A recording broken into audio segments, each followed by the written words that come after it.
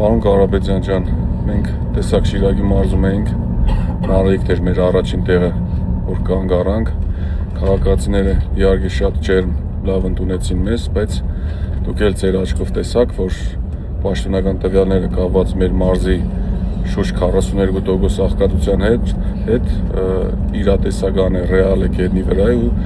մարդիկ իրոք կամ աղքատ են, կամ ծայրահեղ աղքատ են, չեմ խոսում երեխեքի առանց ուսման մնալու, ուտելիքի, կոմունալների մասին, ինչ կարող եք այդ մասով ասել մեզ։ Մենք հարց տվեցինք մեր հայրենակիցներին Մարալիկ համայնքում, ասացինք վերջի 8 տարվա ընթացքում ինչ որ աշխատատեղ, բացի պետական աշխատանքներից ստեղծվել է, թե չէ։ Բոլորը մեզ պատասխանեցին, որ ոչ, ասացինք ինչ որ արտադրություն գործարան ստեղծվել է, թե չէ, ասացին ոչ 8 տարվա ընթացքում։ Բայց այս են նույն թեմանա չէ, ճիշտ եմ հասկանում, որ մեզ ասում են, որ մեր մոտ աշխատանքի խնդիր չունի։ Երբ մենք ասում ենք, որ երկրում 600,000 գործազուրկ կա, 300,000-ին գոնե պետք է ապահովենք աշխատանքով, ասում են այդքան աշխատող չկա։ Ու նաև բոլոր հավաքվածներին հարցրեցինք, ասեցինք, ում շրջապատում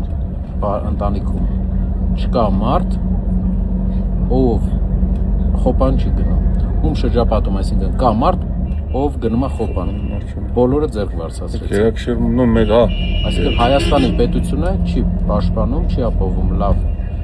կյանք իր քաղաքացիներին, դրա համար գնում են ուրիշը խոպան հողերն են մշակում։ Դրա միակ պատասխանատու պետական կառավարումն է։ Ու դրա պատճառով արտագաղթ է դո,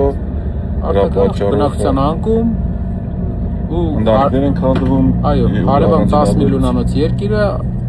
տեսնում է, որ մեր բնակչությունը իջնում է համայնքներում եւ իր ծրագրերն է մշակում չհաջողված ծրագրեր չի հաջողվելու, որովհետեւ մենք իրանցից ավելի դինամիկ զարգացող տնտեսություն ենք ունենալու իաշիվ մեր ժողովրդի ձիրքի։ Ես ամենայն անկյունությամբ հավատում եմ մեր ուժին, որ մենք կարողանալու ենք ունենալ լավ ու ուժեղ Հայաստան։